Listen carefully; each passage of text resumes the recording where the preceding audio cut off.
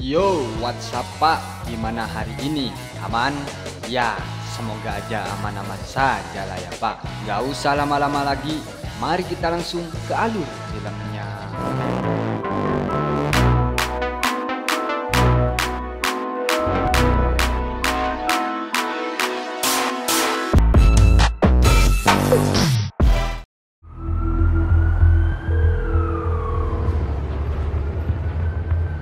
Pada kisah kali ini terlihat seorang pria bernama Pete Kozlow. Dia adalah seorang mantan narapidana yang direkrut menjadi mata-mata oleh FBI dan ditugaskan untuk menjadi informan pada seorang bandar narkoboy kelas kakap.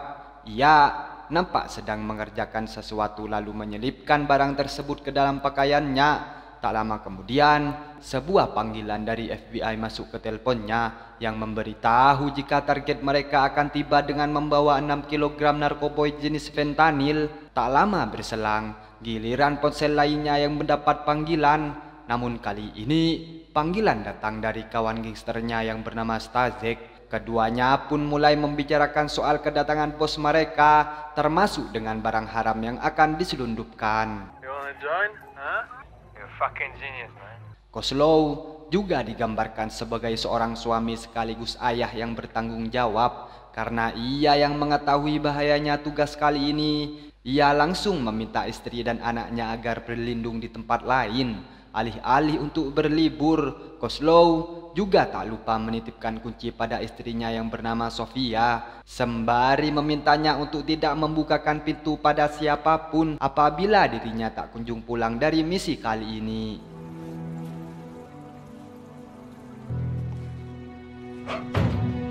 Di waktu yang sama, agen FBI bernama Wilcox nampak sedang memberi arahan pada petugas lainnya mengenai penyergapan yang akan dilakukan pada target mereka. Agen FBI yang sebelumnya sempat menghubungi Kozlow juga menjelaskan soal kontribusi mantan narapidana tersebut dalam aksi penyerangan kali ini. Wilcox menegaskan agar semua petugas tidak perlu menangkap atau menyakitinya, kecuali hanya menunggu sinyal instruksi dari Kozlow untuk memulai aksinya nanti.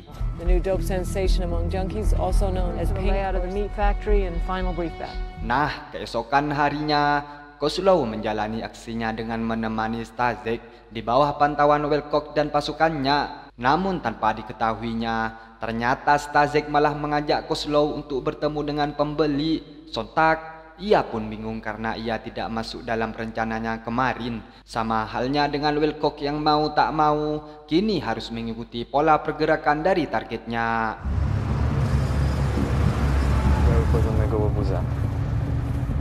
Guys, we follow. You stay close by. A bit obvious in that damn van.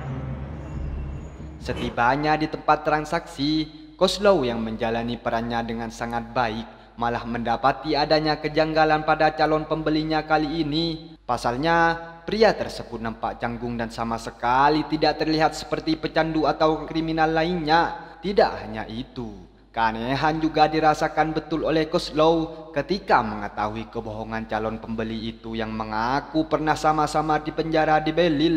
Alhasil, Kozlow pun meyakini jika pria yang ada di depannya merupakan anggota polisi yang mungkin saja sedang bertugas namun tak mengetahui siapa Kozlow sebenarnya. Dengan perlahan, Kozlow berusaha memperingati polisi itu agar meninggalkan tempat tersebut karena bagaimanapun juga nyawa polisi itu bisa saja terancam. Namun respon mengejutkan malah ditunjukkan oleh polisi penyamar itu dengan mengeluarkan pistol seolah ia ingin menakut-nakuti Kozlow. Bukannya berhasil kabur dan menyelamatkan diri atau menangkap kawanan Kozlow, polisi itu tumbang setelah tembakan Stazek berhasil mengenai tubuhnya.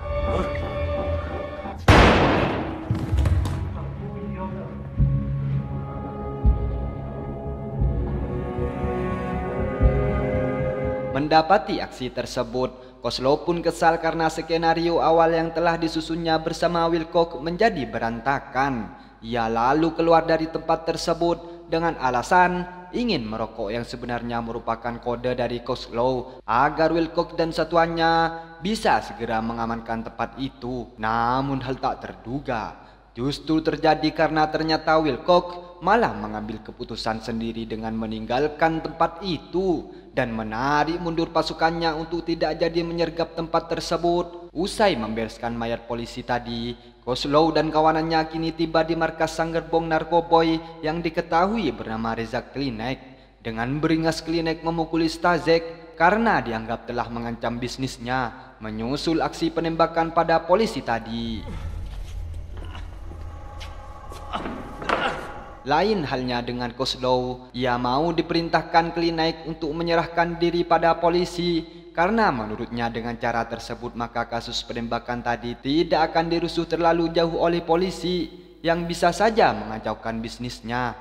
Bahkan Klinek juga menjamin jika masa tahanan Kozlov tidak akan berlangsung lama karena ia pun telah menyiapkan tim pengacara untuk mempersingkat masa tahanannya. Namun ternyata rajam tersebut tidak hanya sekedar untuk menutupi kasus penembakan tadi saja. Gerbong narkoboy itu juga berniat untuk menjadikan Kozlov sebagai penyuplai barang haram di penjara tersebut. Sialnya lagi, Klinek ternyata juga telah menahan istri dan anak Kozlov yang semakin membuat permintaannya tak bisa ditolak lagi oleh mantan narapidana itu. My lawyers will convince the judge to send you back to Bel Hill.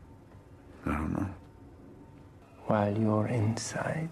Di tepian sungai, mantan polisi yang diketahui bernama Donial Gomez akhirnya ditemukan oleh petugas polisi lainnya, termasuk diantaranya adalah Edward Green yang merupakan petugas divisi organisasi kriminal sekaligus menjadi atasan dari mendiang Daniel di satuannya.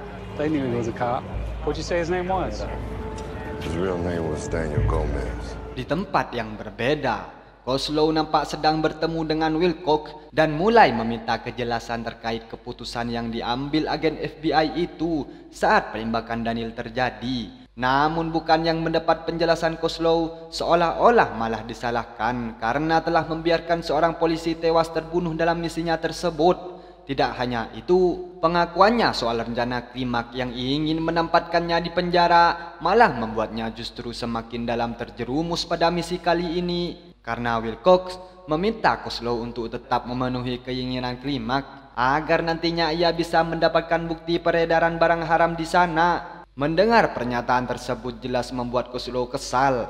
Namun ia sendiri tak bisa berbuat banyak karena atasan Wilcox malah balik mengancamnya dengan segala tuntutan hukum yang seolah benar-benar menempatkan Kozlov sebagai pembunuh Daniel. Evidence of fentanyl being methodically distributed inside. Who the fuck is he? He's my boss. You should think of your family, Pete. Seolah tak memiliki pilihan lain, Kozlov kini hanya bisa menuruti permintaan Klimak untuk masuk penjara sekaligus berperan sebagai informan bagi FBI.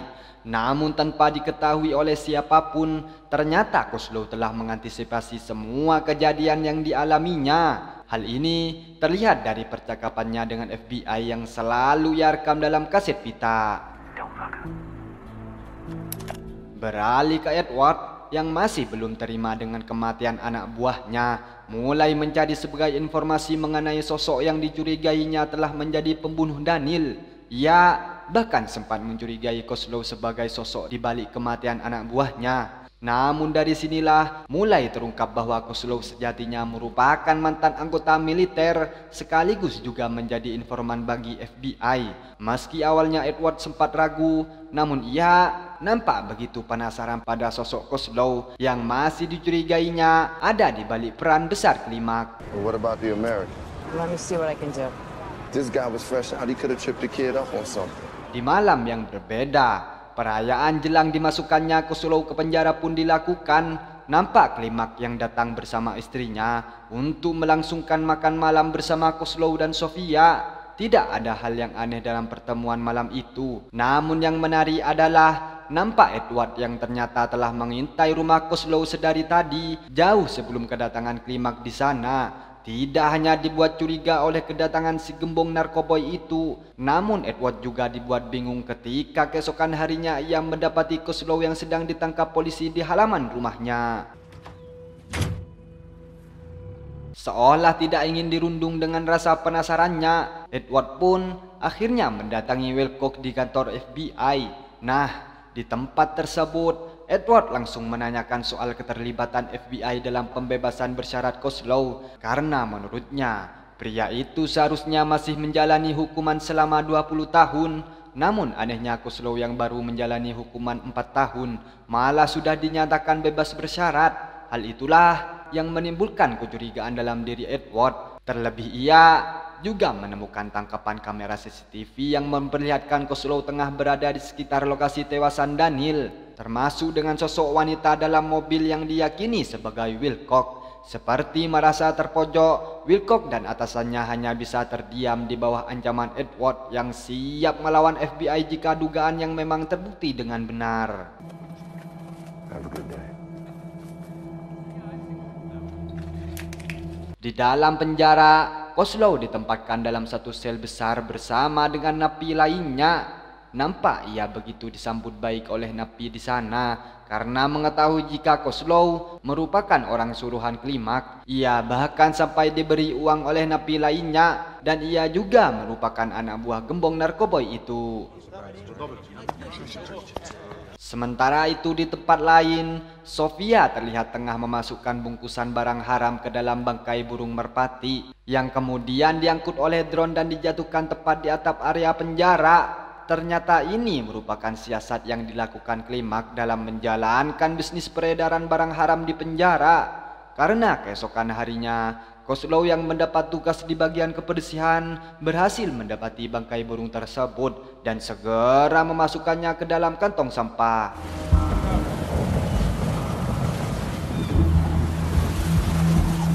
Beralih ke Edward, ia masih terus melakukan penyelidikannya. Kini menghampiri tokoh milik Sofia dan langsung menanyainya soal kasus yang menimpa Kozlow.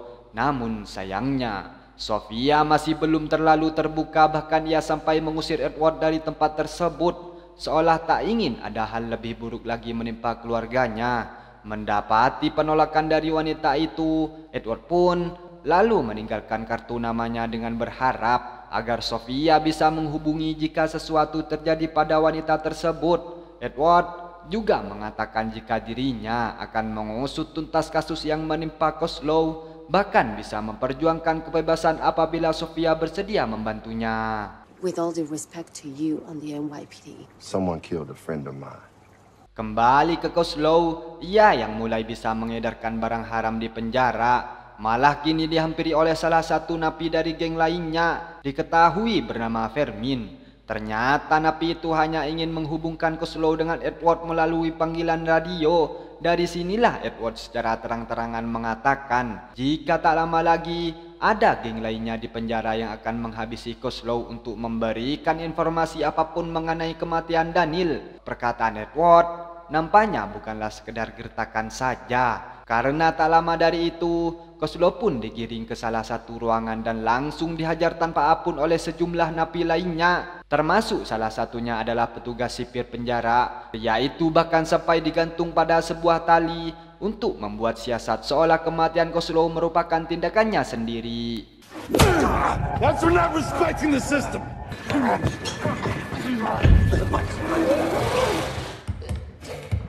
Namun tak lama kemudian, Kozlow pun akhirnya mengakui jika dirinya hanyalah seorang informan dan bekerja untuk mengorek segala informasi tentang Klimak. Mendengar pengakuan tersebut, sekelompok napi kulit hitam itu pun lalu melepaskan jeratan tali di leher Kozlow dan terungkaplah jika mereka merupakan rival bisnis gembong narkoboy itu. Sementara itu, di kantor FBI, Wilcock dan atasannya yang bernama Kade Montgomery kini dibuat panik karena ternyata Edward benar-benar melakukan aksi nekat dengan mendatangi langsung penjara Bell Hill yang menjadi tempat Kozlow dihukum. Tidak hanya itu, Edward juga diketahui sempat meminta data tentang keterlibatan Kozlow yang menjadi informal bagi FBI.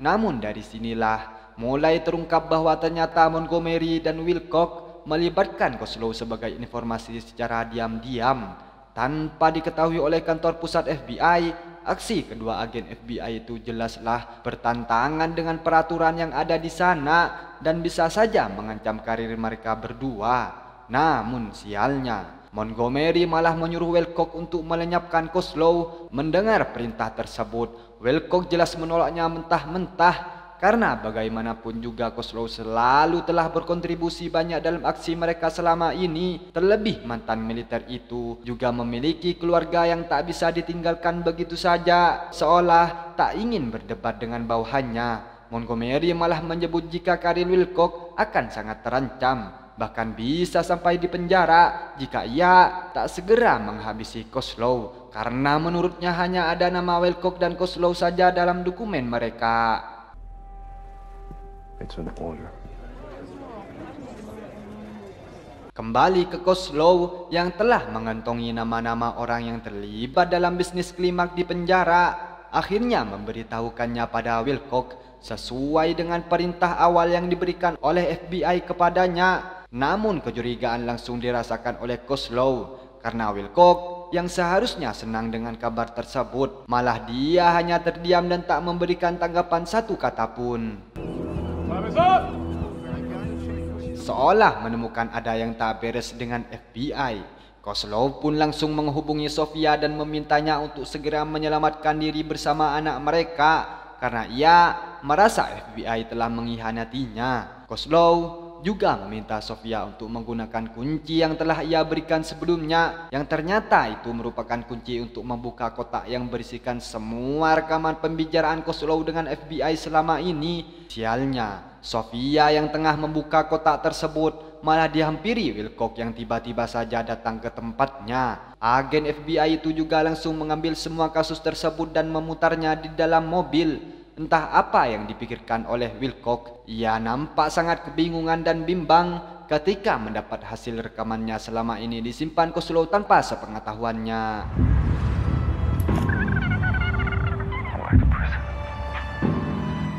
Di waktu yang sama, Klimak yang telah mengetahui kedok aslinya, Kozlow pun akhirnya memerintahkan anak buahnya yang ada di penjara untuk menghabisi Kozlow. Namun beruntung bagi Kozlow, ia yang sempat dapat serangan dari salah satu napi malah berhasil melumpuhkannya. Bahkan ia sempat membawa kekacauan dengan menyandera seorang sipir.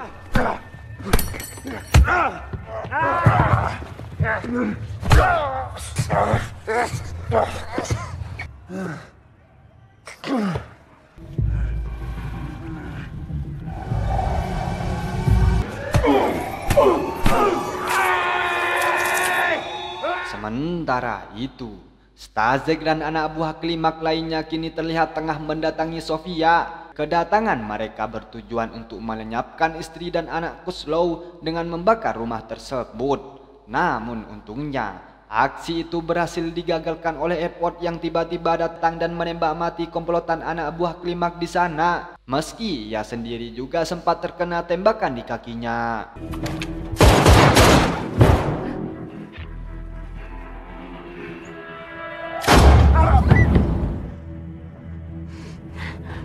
I will cut your tongue out.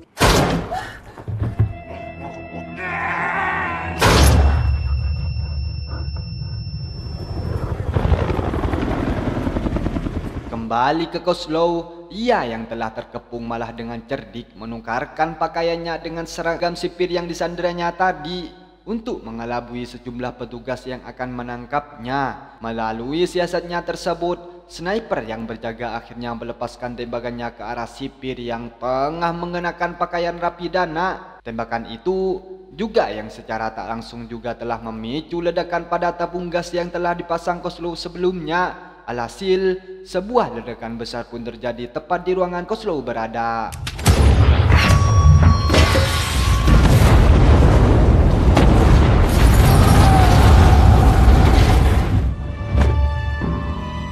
Beruntung bagi Kozlow yang sempat berlindung dari ledakan tadi, akhirnya berhasil selamat setelah mendapat penanganan di dalam mobil ambulan. Menariknya, ia yang sebelumnya sempat dikira tak bisa selamat dari insiden tersebut, malah kedapatan masih hidup. Dan hal itulah yang membuat Wilcock berinisiatif untuk membebaskan Kozlow dengan membekalinya pistol seolah agen FBI itu sempat diancam oleh pria tersebut.